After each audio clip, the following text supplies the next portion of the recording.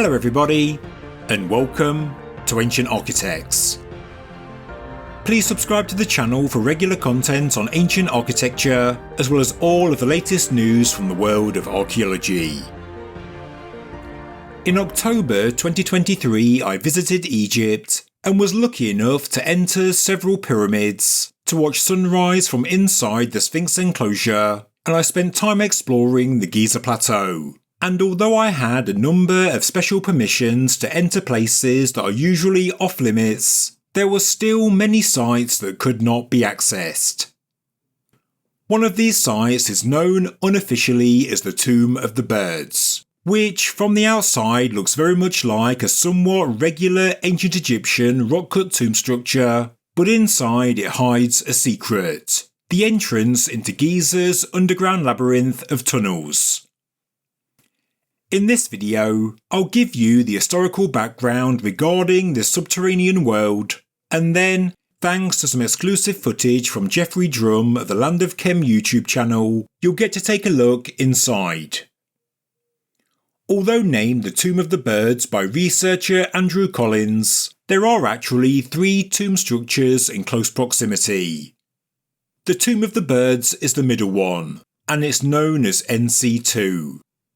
These tombs are well off the beaten track, about 750 metres due west of the Great Pyramid, right next to Khufu's restaurant on the edge of the Giza Plateau. Today, the entrances are gated shut. It's not a tourist destination, but it's arguably one of the most mysterious points of interest at Giza. So, what do we know about this site? Well, there is a written record from 1834 from the life and correspondence of Henry Salt, Consul General in Egypt. He was a man who worked with Captain Giovanni Caviglia, exploring the Giza Plateau more than 200 years ago. In the book, it mentions how Caviglia and Salt entered the catacombs to the west of the pyramids. They found them uninviting, but the book mentions how Caviglia went 300 feet deep into the cave network. In the memoirs of Henry Salt, dating back to 1818 and published in 2007, we find out a little more detail. Salt says, quote, "We entered into one and followed up our researches through rude and craggy vaults several hundred yards into the rock, creeping at times on our hands and knees among the bones and carcasses of camels and other animals carried there by the hyenas, which frequent these caves." He continues, "At last we entered by a forced passage through a thin wall into a spacious chamber, which presented nothing to our view but bare and mouldering walls.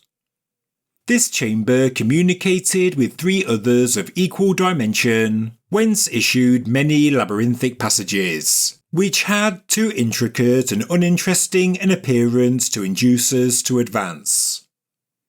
Captain Caviglia informed me that he afterwards advanced in another direction, 300 feet farther, but found nothing to tempt him to continue his researches." End quote.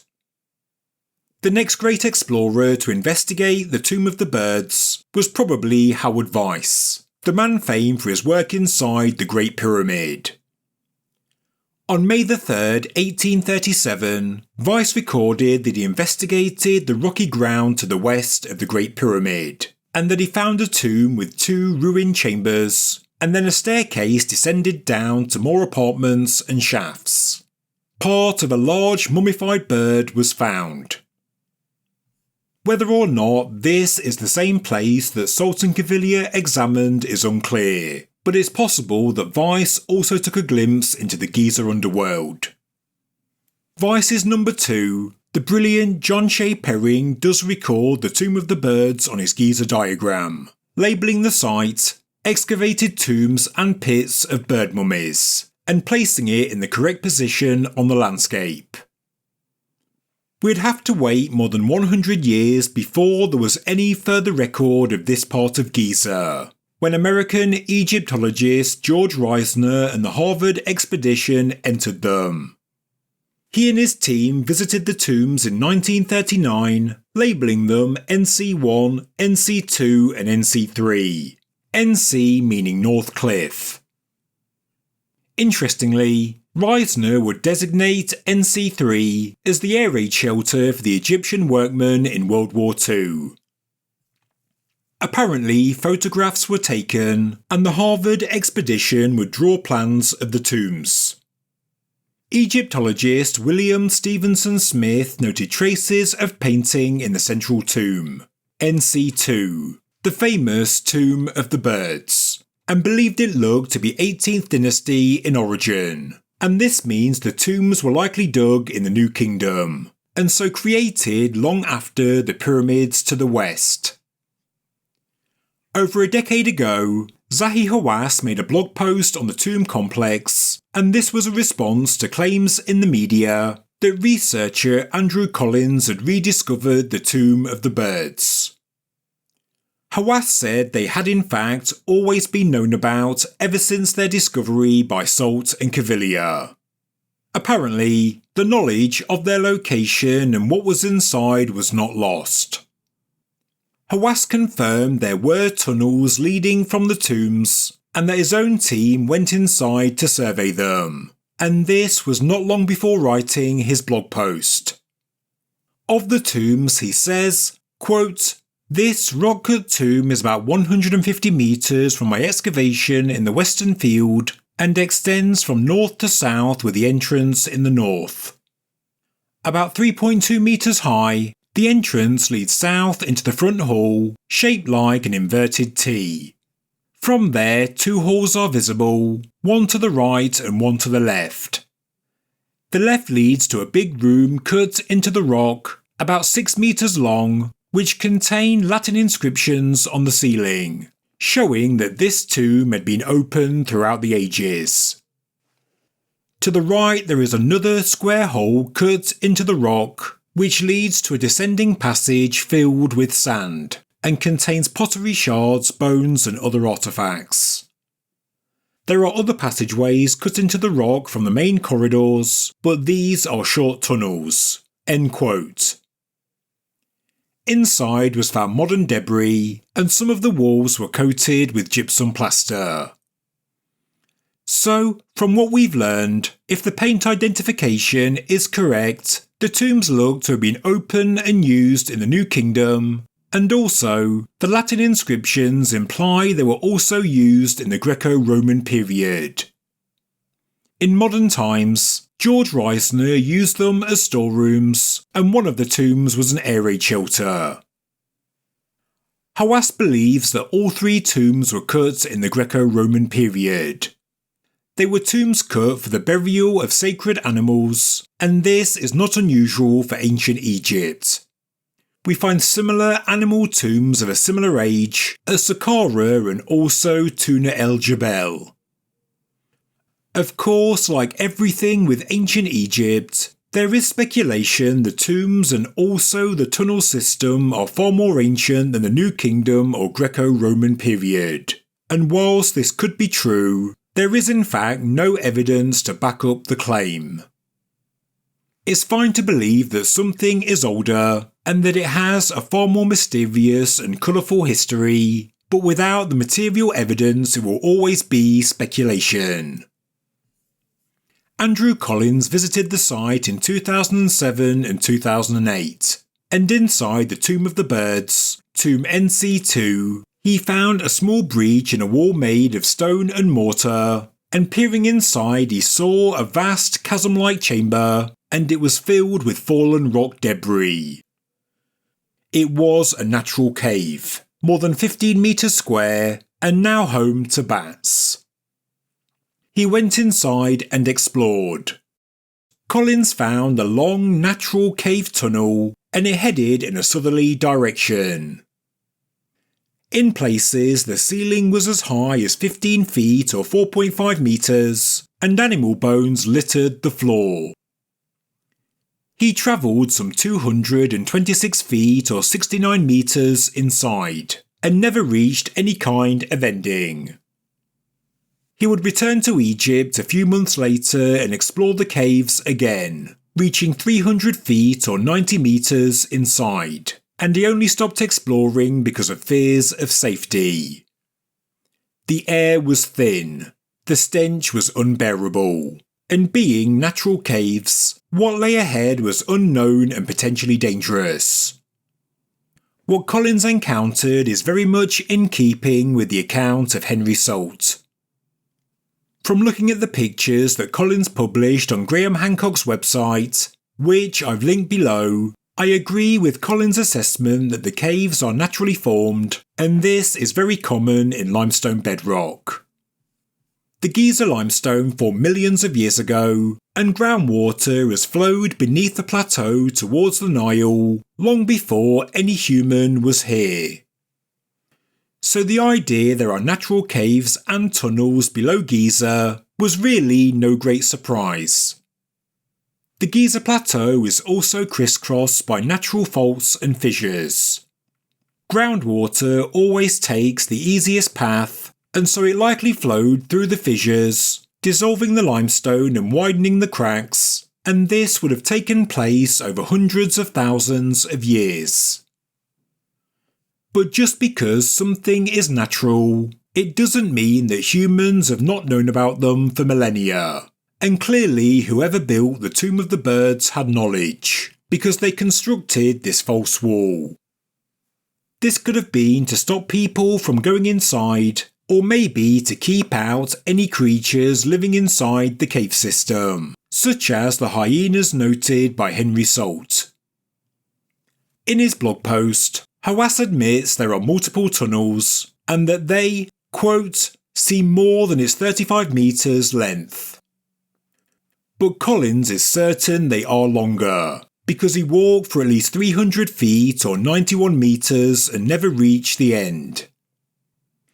Then we have the account of Henry Salt, where he said that he and Cavalier walked for several hundred yards, and 1 yard is 3 feet.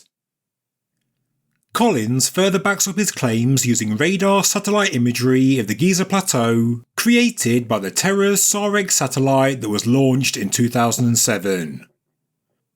As you can see on this image, there are shadow lines emanating from the Tomb of the Birds, and they run towards the south-southwest, and this corresponds with the cave system he explored. The shadow lines, as Collins calls them, seem to start at the Tomb of the Birds and continue on beneath the Pyramid of Khafre. Interestingly, as I showed in a video from October 2023, geophysical surveys show there are in fact passages and chambers deep below the Khafre Pyramid. Do these link up with the cave network?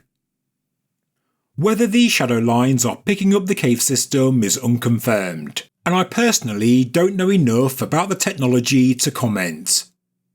They could be recording large faults or fissures in the plateau limestone, and so there could well be corresponding caves below ground. This would be a fair interpretation. Collins and others have long speculated over the importance of the caves, and with the name of the Giza Plateau once being Rostau, which was also the name of the mythical realm of Osiris in Egyptian mythology, which you reached by travelling through the underworld, well, it is easy to create a hypothesis that the caves could well have had an important symbolic meaning in the sacred landscape of Giza. But it is, of course, hypothetical, because the caves do look completely natural, and when you understand the geology and hydrology of the Giza Plateau, it's no surprise they are there, and have always been there since before the pyramids. But of course, yes, they could have been entered into in history. Maybe they were used in various rites and rituals, but with the knowledge we have, we really don't know. In September 2010, the History Channel showed episode 8 of a show called Chasing Mummies. It included Zahi Hawass, and the production team recorded him entering the Tomb of the Birds. In the show, Hawass was surprised to learn the tunnels did indeed go on for 300 feet. Yes, the caves were clearly natural, and yes, they were infested with bats. God! Are you okay? I'm okay. But I hate bats. But instead of disproving the claims made by Andrew Collins, it just showed he was correct. But at 300 feet they did come to a dead end, but they don't tell us if it was from a blockage, such as fallen rocks and rubble, or if the bedrock cave just stopped. We have to remember that cave systems can change very quickly. The caves have been under the plateau for many thousands of years, and in that time, even in the past few centuries, there have likely been a number of earthquakes, flash floods and other natural phenomena that could have made blockages in the natural tunnel system. Unless the tunnels are cleared out and the debris removed, we really don't know how far they extend. The groundwater that flowed through these tunnels long ago had to go somewhere. Right now, all we know for sure is that there are rock-cut tombs to the west of the Great Pyramid, and inside the tomb labelled NC2, there is a breach into a natural cave system in the Giza limestone bedrock, a cave system that looks to run for hundreds of feet. So now, it's time to take a fresh look inside. I'd like to thank Geoffrey Drumm of the Land of Chem YouTube channel for allowing me to show his very recent footage.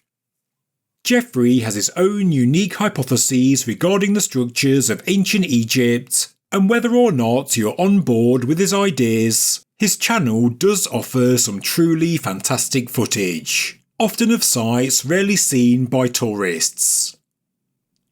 He's filmed inside the Tomb of the Birds, Tomb NC2, and he also went through the breach in the wall, and he's given me permission to show the footage in this video.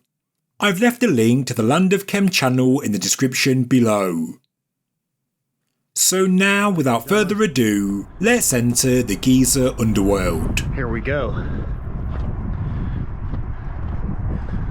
So these are the entrances. So here, Geoffrey reaches the first rock-cut tomb, Tomb NC1, but as we can see it's sealed shut.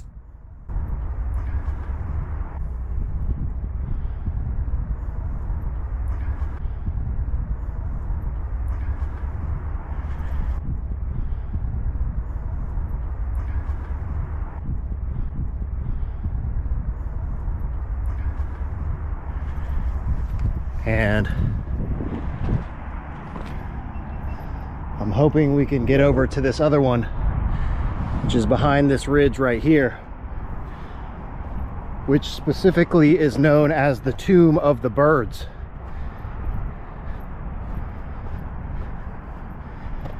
And I'll show you on a map exactly where we are.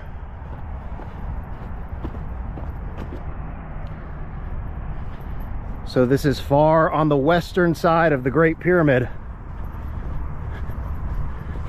adjacent to the new restaurant. And here it is. Hell yeah. So he moves along to the next, the Tomb of the Birds, and amazingly the door was open.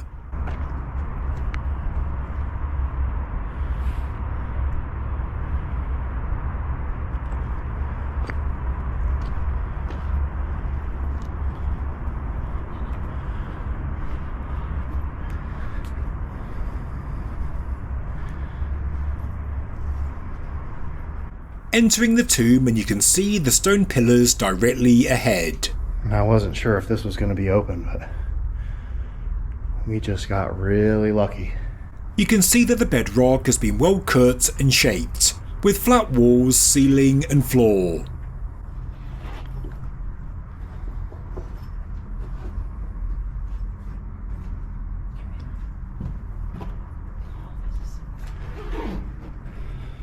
So here on the floor to the left is the entrance to a chamber below. This is the one Hawass mentioned that contained Latin inscriptions on the ceiling. And here's the other chamber to the right. In here, Hawass said that pottery shards, bones and other artifacts were discovered. Down in here If you go straight on from the entrance, you enter this corridor. Area of interest. What we're looking for is here.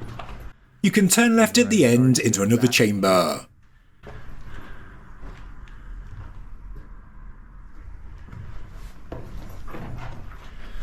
But if you head up the crude steps, you find the breach in the false wall on the right. The wall is made of stones and mortar, and it's the same wall that Collins described over a decade ago. Was once covered up. This is the entrance to the natural cave system, to the tunnels beneath the Giza Plateau. Looks like something interesting may have been housed here at these ridges. It's an interesting configuration for this housing back here. And ladies and gentlemen, this is it. This is the entrance. This wall may have been plastered and painted, allowing it to blend in with the rock-cut wall, but it's very easy to see today. Known as the Tomb of the Birds.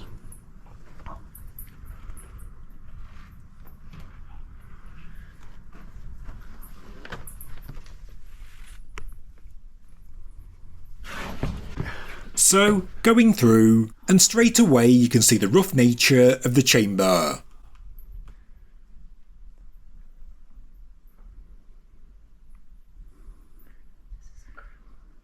And I will say, it stinks in here. Because this is a bat cave. But you can see some right angles in the bedrock stone, and so to some extent, and no, not a lot, this initial chamber does look to have been worked. It smells like what you would expect a rodent to smell like in here. But inside of the red pyramid, it is pure chemical ammonia. Stones litter the floor, and the bedrock does look very weathered. It's probably quite soft to the touch, and, if we're honest, the area does look quite dangerous. I don't think you'd want to be inside if there was an earthquake, and Egypt does get some earthquakes, so please don't ever venture inside without permission. In the entrance of safety, I mean, we're not crawling through any tunnels back here because I've already showed documentation of what's back there, and we certainly don't have the gear for that. But this cave system does exist.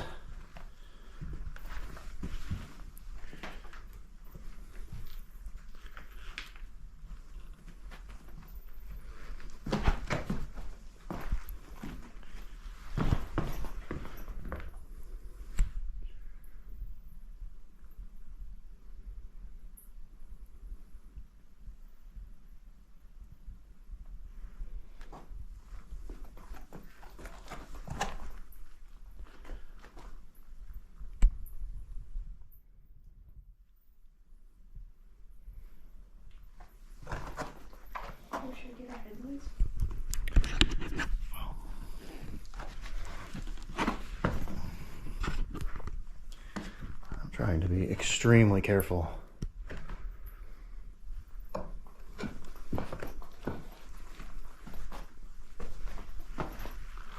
Holy shit. And there we can see the beginning of a natural tunnel.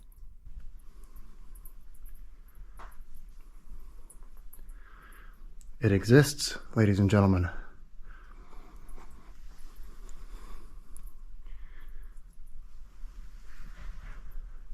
And another one looks to go off the other way. Leading in the other direction as well.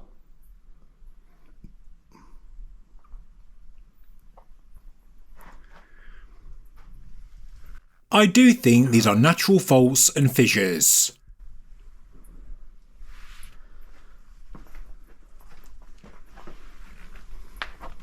We can see the red iron oxide in the limestone as well. Once upon a time, and for a prolonged amount of time, groundwater and mineral-rich fluids have flowed through the bedrock, dissolving the limestone but also precipitating heavier minerals. You can see these mineral veins all over the Giza Plateau.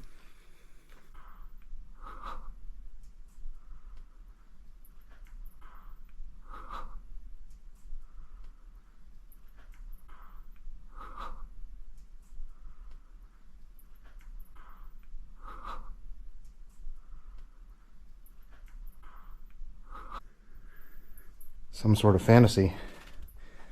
You know, you hear all this mythology about underground tunnels and secret structures hidden below the Giza Plateau. Well, it is real. Well, look at this too. There's a channel here leading into this, kind of a channel flowing through here.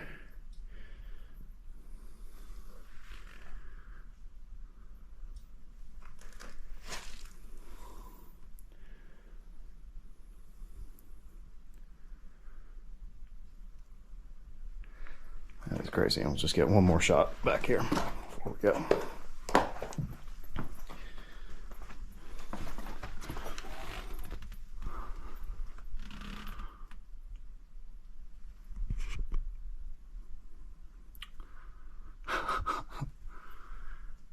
So, exclusive documentation. And this is So, that was the interior of the Tomb of the Birds, and a big thank you to the Land of Chem for allowing me to show this. It is compelling confirmation that natural caves and tunnels lie beneath the Giza Plateau. Their full extent remains unknown, and their significance is open to debate and interpretation. Were they an important part of the sacred landscape of Giza? Was Giza named Rostau because of this underworld? Was it a portrayal of the Egyptian underworld on a very physical level? Is there more to find? Or are we just looking at natural caves and tunnels, created by the movement of groundwater through faults and fissures? Is it just interesting geology, as opposed to anything archaeological? I guess unless they are extensively explored and documented, we may never know for sure, but I would love to hear your thoughts and ideas, so please leave a comment below. Thank you very much for watching this episode of Ancient Architects. If you enjoyed the video, please subscribe to the channel, please like the video, and please leave a comment below. Thank you very much.